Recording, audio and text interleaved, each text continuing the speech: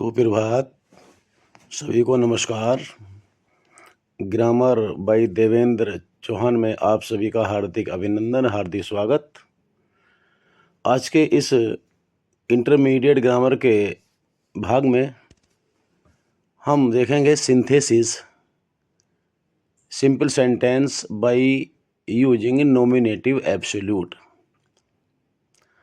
सर्वप्रथम हम ये देखेंगे कि नॉमिनेटिव एब्सोल्यूट होता क्या है, कहाँ प्रयोग करते हैं, कैसे प्रयोग करते हैं, कब प्रयोग करते हैं। नॉमिनेटिव एब्सोल्यूट हम तब प्रयोग करते हैं जब दो अलग अलग कर्ताओं के द्वारा दो कार्य किए गए हों। जी हाँ, दो अलग अलग कर्ता हों, उनके द्वारा दो कार्य किए गए हों, और सबसे मुख्य चीज़ ये है कि उन दोनों ही कार्यों में कारण और परिणाम का संबंध हो, अर्थात एक कार्य के कारण दूसरा वाक्य परिणाम के रूप में आया हो। यदि पहला कार्य न होता तो दूसरा कार्य भी न होता। कैसे बनाते हैं? जो कारण वाला भाग होता है केवल उसी में हम नॉमिनेटिव एब्सोल्यूट का प्रयोग करते हैं। इसके लिए तीन हम पहलू रखेंगे। ये तीन हमारे स्टेप्स हैं। पहला, यदि कारण वाले भाग में इज या एम या आर या वाज या वर अर्थात बी क्रिया दी हुई हो तो इनका बीइंग कर देते हैं। इज एम आर वाज या वर में से कुछ भी दिया हो तो इसका बीइंग कर देंगे।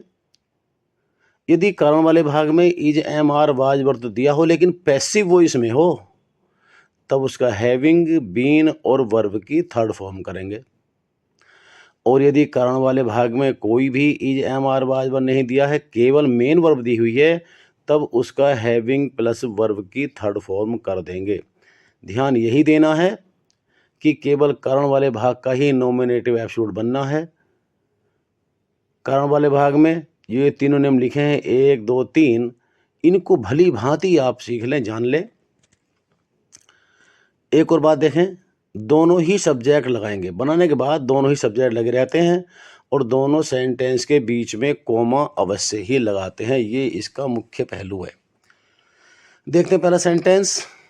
इट वाज रेनिंग, वर्षा हो रही थी। We could not play cricket, हम क्रिकेट नहीं खेल सके। भाई क्रिकेट क्यों नहीं खेल सके? क्योंकि वर्षा हो रही थी, अर्थात वर्षा होने के कारण हम क्रिकेट नहीं खेल सके।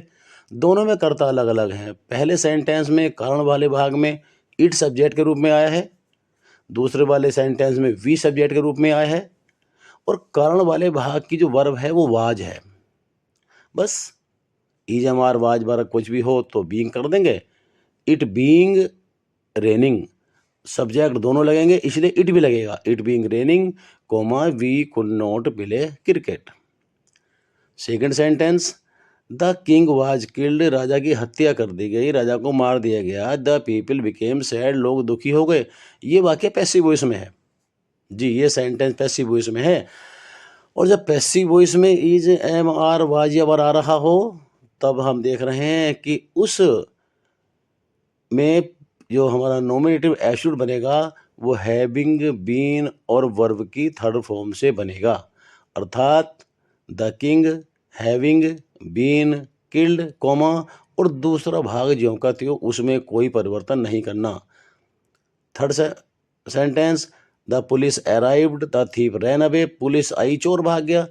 स्पष्ट है, अगर पुलिस ना आती चोर क्यों भागता? तो पुलिस का आना चोर के भागने का कारण है। जब पुलिस आई तो परिणाम ये निकला कि चोर भाग गया। और इसमें कारण वाले भाग में मेन वर्ब है। कोई भी is am are was were ना एक्टिव में है ना पैसिव में है, तब हम इस मेन वर्ब का ही हैविंग प्लस वर्ब की थर्ड फॉर्म कर देंगे। कर्ता दोनों लगे रहेंगे। तो the police having arrived comma the thief ran away. और एक आपसे आग्रह है, निवेदन है, यदि ये सब कुछ वीडियो आपके उपयोग की हो, आपको अच्छा लग रहा हो, तो कृपया शेयर भी करें, कमेंट भी करें, लाइक भी करें, और प्लीज़ मेरे इस छोटे से चैनल को सब्सक्राइब भी करें। आपका बहुत आभारी रहूँगा। और यदि आपका कोई सुझाव है, कहीं मुझसे गलती हो रही है, या आपकी ग्रामर संबंधी कोई भी समस्या है, इंटर लेवल की, किसी भी चैप्टर की, तो प्लीज़ निसंकोच 9927258969 पर मुझे किसी भी समय आप कॉल कीजिए, मैं आपको आंसर अवश्य दूंगा, प्रयास करूंगा। धन्यवाद। और अंतिम वाक्य, the bank was closed, we could not withdraw any money. भाई बैंक बंद था इसलिए हम धन नहीं निकाल सके। ये वाक्य में वाज और क्लोज्ड, ये पैसिव वॉइस नहीं है, बैंक पहले से बंद था, ये बैंक की स्थिति थी, इसलिए इसको एक्टिव की भांति हम बनाएंगे, the bank being closed, comma we could not withdraw any money. हालांकि कुछ लोग इसे पैसिव मान के इसको बनाते हैं, तो बैंक हमें देख के बंद नहीं हुआ, बैंक पहले से बंद था। आशा है ये आपके लिए बहुत उपयोगी रहा होगा। बहुत बहुत धन्यवाद, शुभकामनाएं।